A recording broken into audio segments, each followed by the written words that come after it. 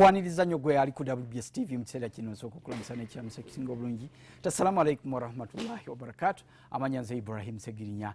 Muli mutya abaddu ba Allah, mwebali kubeerayo, mwebali kuba nti musaala, mwebali kusiiba, ate era mwebali kuba nti mutendereza Mungu n'okuba nti ebigambo ebirungi tebirekera okuyita ku lulimi lwammwe, ate ebigambo ebibi ne biba nga tebiyita ku lulimi lwammwe. Mwebali mwenna abakola ekyo ekyokulabirako nga basenga Najjombwe bayisaako ebigambo ebirungi ku nnimi zaabwe, ba Dr. Yasin Ziwa, ba Segirinya Ibrahim n'abalala. N'olw'ensonga eyo njagala okutegeeza nti programu yaffe netusiba kuba naffe aba Tropical Bank Uganda Limited abasangibwa ku Kampala Road wali wansi.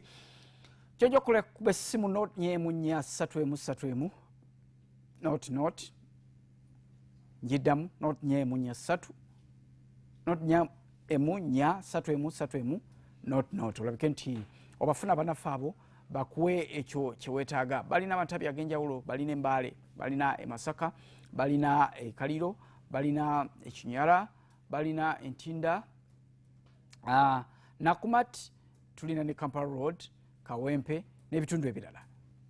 Oba tufune ku mukutu gwaffe gwa Trobank, www.trobank.com, oba ku email yaffe admin@trobank.co.ug, olabike nti otufuna ate tukuyambe. Banaffe aba Rasul Akram Primary School abasangibwa Nansana, banaffe abo balina essomero erisomesa obusiraamu n'ebyensi. Kyojja okukola ekintu kimu bakubire ku ssimu. Banaffe balina ebyemizannyo mu ssomero lyabwe, abaana babalabirira bulungi, bambala bulungi, wabula bakubire ku ssimu note 772 62 note njiddamu note 772 62 note 2 oba note 7 note 2 62 note Warid ey'ebbiri 62 note 2. Olabike nti ofuna Rasul Akram Primary and Secondary School esangibwa Butambala.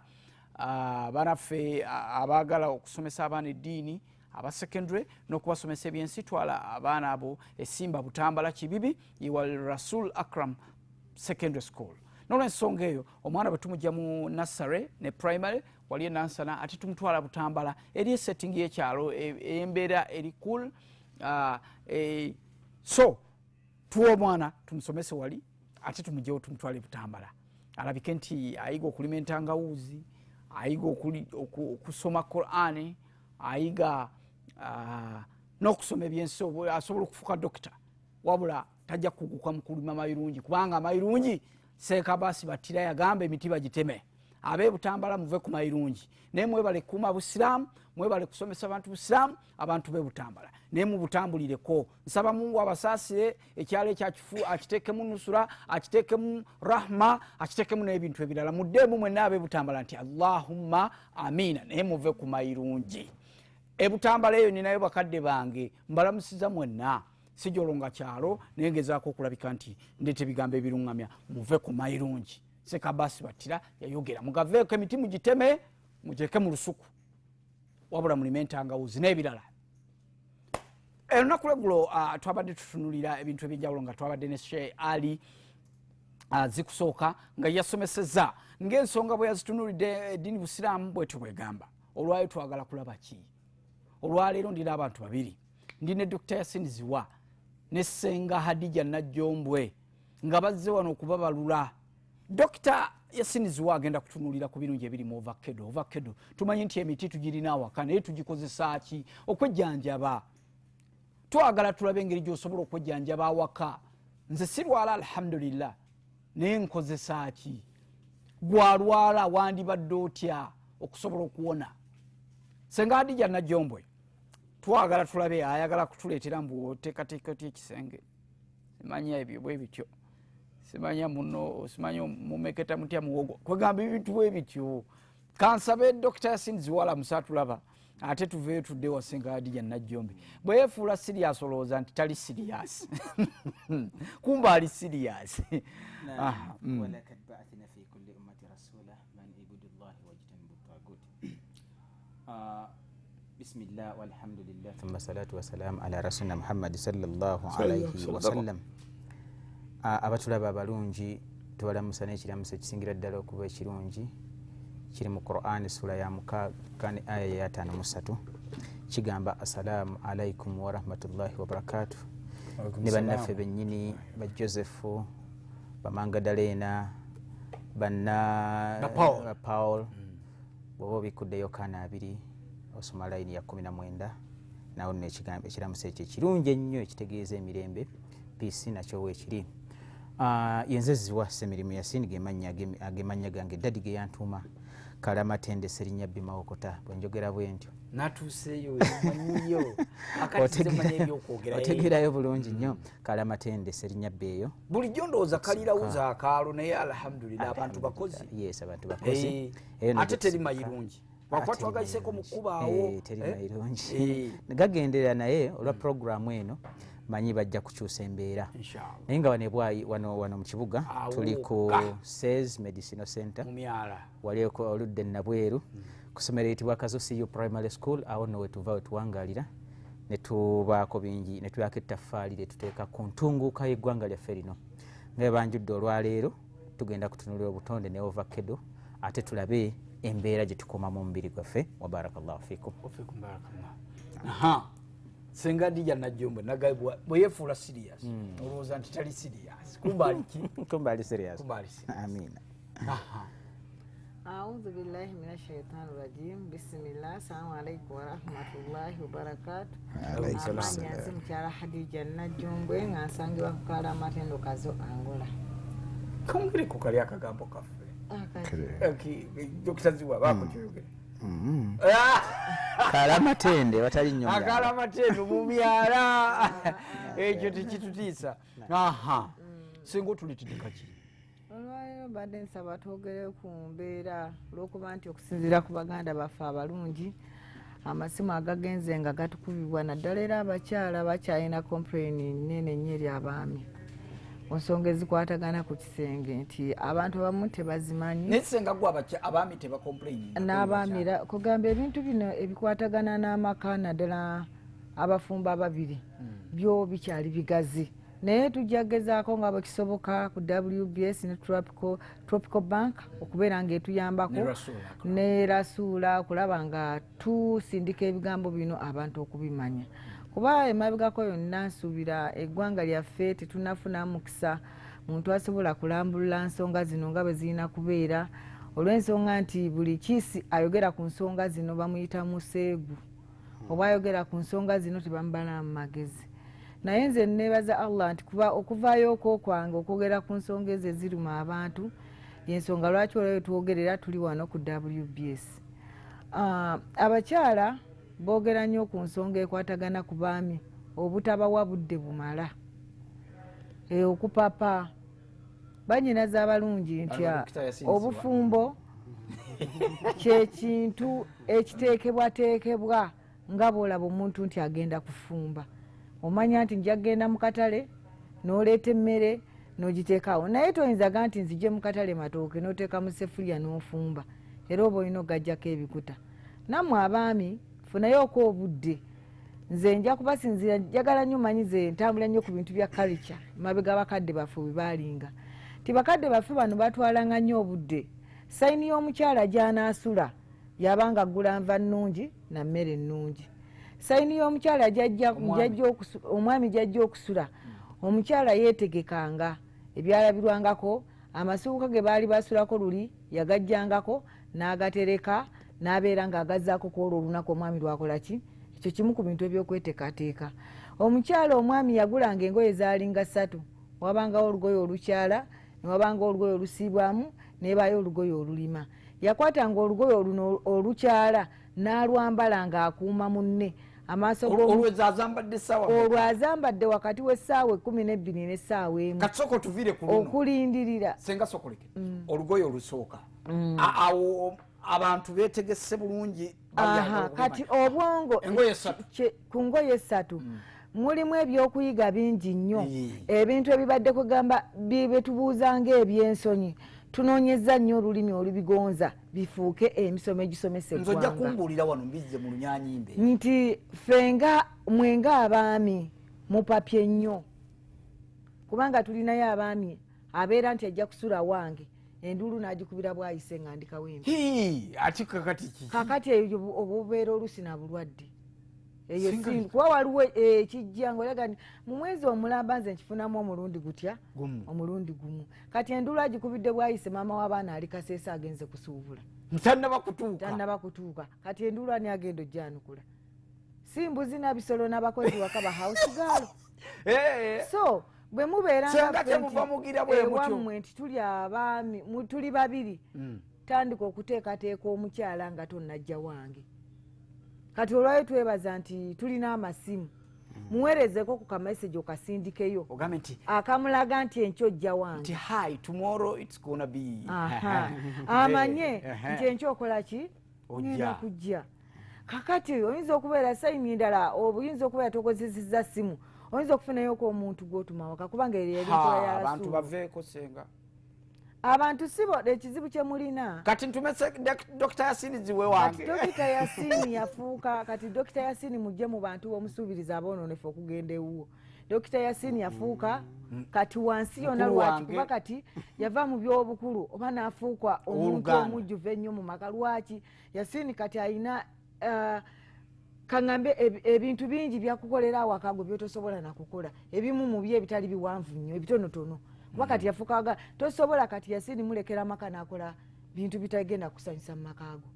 Naye obuzibu bw'abaami bwe balina nti bw'alowooza ku kintu alowooza nti kusawa enange kyendowoozaako. So teekawooko ebintu ebiyinza okundaga nti olwo nja kubaako naawe ne bwe tubeeranga mwe baganda bange abaamawo abasaba ku mukyalo omu bwe mba nkwetegekedde nze awaka ntuuka essaawa emu nyambaako mu ssaawa nga dakiika 15 ogyeko akaawaka. Bwe tubeera awaka kyusa ku mbeera z'awaka ng'ekyokusooka oyinza okubeera mpitaako ku linnya kubanga eryange nze Hadija salako hade manye nti kati nze ngenda kutandika senga hade okay kati erya hade gwe toyinza disa gw'oli anti gw'oli mwana gwe olina kumugamba alisalako abeera omu yekka abeera omu kadde mwako sijja kadde oyo yekka yalina obuyinza okusala ku linnya lyange ako kabonero akajja n'ensika n'emmanya newabaawo akabonero akalala akalaga omwami wange tine bwe tuba twogera nti singa mba nkuba essimu mpitako oyogere nga ndikowe nti omukono guno nako omukyala yansomeseza ekigambo kye bayita laavu mu bazungu kyo kigazi fuwano ebiseera ebisinga laavu tugimanyidde mu kajanja bagira batijja tulinde tunaabalaba so ng'omukwano kyekintu ekisindika ku kintu ekigenda okufuuka abafumba ababiri ne bweba simu ng'evuga nkwataako mu ngalo zo ng'oyogera n'omuntu omulala ako kabonero akasembereza ku kiri ekigambo kye tugenda sukulikisenga ndi mukwogera ne mukyala wange owokubiri kati ono gwe ebyo eby'omukyala owokubiri tujja kubigaziyako naddala mu abasusa abakyala ababiri ensobi gye mukola tetusooka genda yeeyo bannammwe waya tetusooka gendayo katuddeyo wali kati Dr. Yasini ziwankubiri Dr. Yasini akubidde oyogera naye sembeza emikono gyo mu mikono gyange ate nkwate mu gyahade emikono gino esiggwe wabula mu gya mukyalawo okuba nti emikono gyange gino bw'ogyogereramu engalo zo ziba zirina olulimi lwe lwogera kuba buli kiungo ekiri ku mubiri gw'omukyala kirina olulimi kye lwogera era buli kifo ekiri ku mukyala ku mubiri gwe kyogera buli omukyala lw'otayogeza kifo kye byo byosanga nti netiwaaka ebula buli omukyala lw'omusanga nga toyogeza bifo bye byo byosanga nga temukwatagana waka faayo nnyo okumanya oba ozza awaka nga mubadde mulya musobola okukyusa essowaani nga mulya emmere ku bintu ebyo byonna bye bisindika ekisenge kiri kibeere kirungi mbadde tulya nzirizaako ku nsonga eyo okimanyi nti oli ayinza okukubira essimu nobaako owandiika naye ogenda okumaliza okuwandiika ate bwewandisi tobitegeera era n'omubuuza nomugaye tubadde kuki nga tobitegeera kuba obadde naani ne mukwano gwono lwaki tutuuka emikwano okubeera nga giseseetukako kati senga tutamanya bukozi mukama wange ankubira essimu mugambe nti kihadde awo essebo mukama wange ekintu senga sookoleke kati simubuuze nti siiveeyo nga sikwata bukwasi ngalo bwoto onyogera engalo lwaki ebintu njagala okumanya kuba tebali babuze kyolugalo lwonna nga bolulaba ekibatu kino kyonna kyogera kakati bwekubamu oti olwo lulimi ki ate bwokwata bwoti engalo zo nga zitambulira mu ngalo za mukyala yensonga nabbi sallallahu alaihi wasallama yatuziyiza ffe okubeera nga tukwata mu ngalo ezitali zabaki assalamu alaikum waalaikum salamu nyabo nti ekigendererwa mu kyo omubiri guno gutandika okulowoozaako olaba bwonkute mu ngalo mbiri gutandika okwogera kati oyinza okubeera nti oba mutudde wano wansi dira ekigere olaba akikikinaza bwati gwe kikyo kiteeke mu kigere kya munno bitandika okwogera kubanga mulimu abatasobola kwogeza mpolampola ekigere akitadde kuguli kigize kiti ekigere kyo ono yinza ono mwanyiraze kuba tweddira omuziro gumu akwata ekigere kyenzengeza bugeza ekigere oyo sitalina wadde n'ekigere kye nekibeera n'ekigere kyange be bafumba ababiri awaka awo muba mwogera eno waliwo abagenyi eno twegiragira tuti ekigambo kikwatagana n'omukwano twagala tukijje mu bintu byetuzanyirwamu tubiteeke mu mbeera eyokwenene bwoba ozadde omwana nti ono omwana yesegirinya yennyini kubanga wamutandikirawo ng'omukyala wamutandikirawo mu ddiiro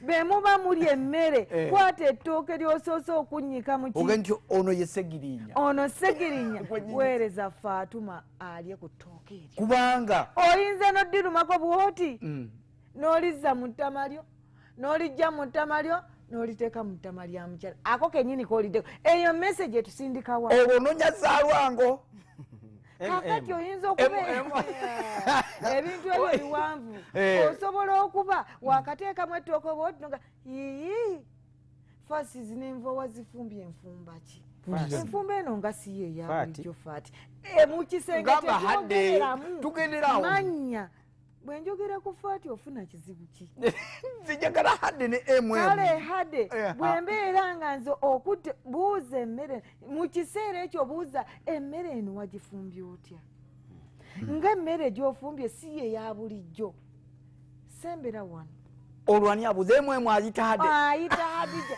sembera wano nga gimuwe deba libanga emmere enkalubamu oyinza n'okuteeka wano akawogo n'omugawo akawogo kanukalumeko okakasa ngolwo haddawa omusindika kuki biki ebyonoona ekisenge kupakuka singa nawe opakuka n'otalagazi sipakukangako kubanga omupakuse tasobola kusomesa bintu bino ng'apakuka tulina okuteekateeka bwebeera mmotoka nti omukyala yeeteeseteese aze muli waka bebeera mmotoka mugenzi giramuwakira ekisumuluzo ekyo olaba ajja mwaisumulizo n'omukola mukozi kasitusaako kamumala ajja kasulyako akola atya gwomanyi kakyekategedeyidirirawo gwosinga oba bonabona butusindikawa mu kisenge nze bannange njagala tukeko mu kisenge kya sengani sengana gyomu njagala kitukemu benzi yaffe eri benzi nja kugivuga ngituuse mu myala waga nti bisimillah nze mu kisenge kya senga nolensonga eyo katumala okulako Dr. Yasinizi wabiki byatugamba twongereze ku ebyo senga byatugambye dira ekigere bwe kiti ekya hade otekemu ekya otandike kunyonyogeraawo waliwo message engalo kola bwoti benze parkinze wali mu maaso g'omuzikiti mugambe ndi owahi kisumuluzo kinnemeddemu naye banga gujjo kijjamu ajja akijjemu senga njagala gwoba ogira nze kati ntutte engalo gwoba ogira nze mpulire naali ku TV awulire ekigambo bwe kibeera kitya senga nze ntutte senga atidde nolensonga ekatulire Dr. Ziwa byagamba essebo bismillah walhamdulillah abatulaba abalungi assalamu alaikum warahmatullahi wabarakatuh. Ebigambo senga byabadde ayogera byatusomeseza bigambo bikulu nnyo ddala era ebitasaanye kuyisibwamu nnyo maaso nga bwe yagambye mu kusooka nti bangi ababiwulira bangi ababiraba ne balowooza nti nno ebyabonoonefu bannayisi byabonoonefu gye tuva eno yewusulu yaffe ennyini yensibuko yaffe gye tuva naye mu buvo bwaffe bwali mutulambikira obulungi naye nokeddeyo akantu kamu nga tugenda ku kyaffe wewaawo bingi naye ekintu kyetuyita sensitivity oba obusimu, okuzuukusa obusimu. Yali topiki yaffe wano, muzimu ku topiki zaffe. Twasomesa ne tujjukiza abantu okulya nti okuliisa engalo kirungi. Badde nva mu National Drug Authority wenzijjudde wano. Mu National Drug Authority ekibiina ekyo ekiyambako kumanya eddagala. Naye bwe ntuuseeyo babadde mu ssaawa za kulya mmere. Ne nnyingira, ne bannyaniriza, ne bampa emmere ne ngenda bagiyita batya serving gundi eyo, table eyo.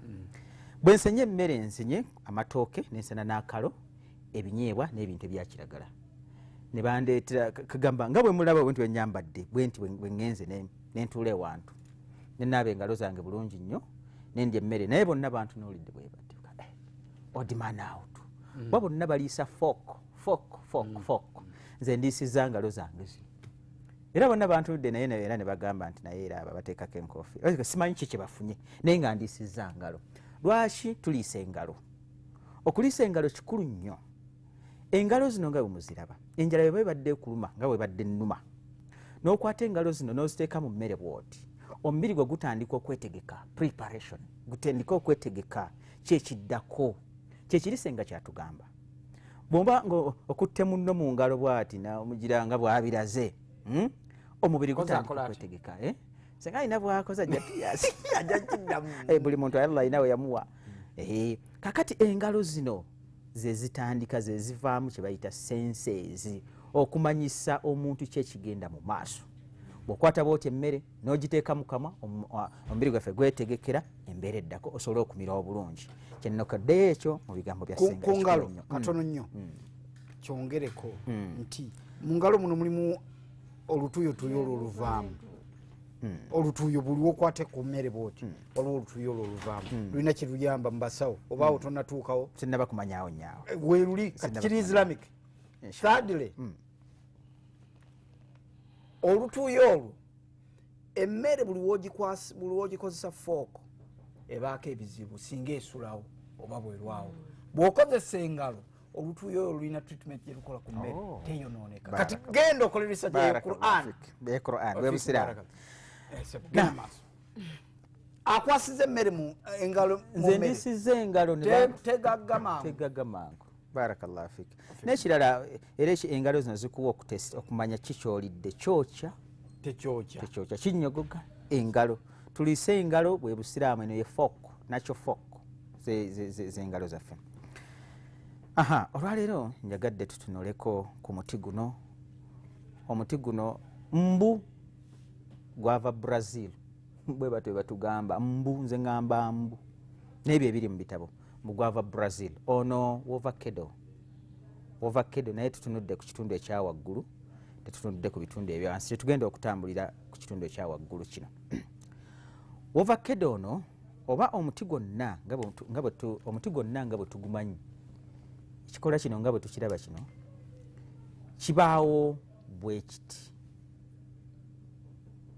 Mu mbeera eno kikwata amasannyalaze okuva waggulu ku musana. Bwe kikwata amasannyalaze ago okuva waggulu ku musana kigatereka ne kigasindika mu muti gwonna. Bw'ova eri gwatulaba n'oyenga ekikoola kino n'okinywa, olina vitamins nnyingi z'ofuna. Abatulaba abalungi, omuti gwonna oba ekibala kyonna waggulu waakyo, bino ebya waggulu ng'oggyeko emirandira nabyo bibeera wansi, tubinoonyaamu nnyo vitamins. Vitamini ez'enjawulo nga vitamini K, vitamini K ne vitamini endala ne acid omulala bamuyita folic acid. Bino nno biyamba nnyo ku kye bayita omusaayi, naddala bannaffe abatagenda bulungi mu periods. Omukyala yenna ali eyo kasita olaba nti togenda bulungi mu periods, oba vitamini K yo eba wansi nnyo. Dokita, okimanyi nti waliyo abasajja abagenda mu periods? Sikimanyi. Awo nyini wetugenda okutandikira katumala ogendako mu bulango bwa Kamafu bwe tukomawo dokita agenda tubuulira yeyanga nti waliyo abasajja abagenda mu periods. Agenda tubuulira waawe bagendera mu reasons. N'olwensonga eyo katukomewo tovaawo. Nsonga reasons.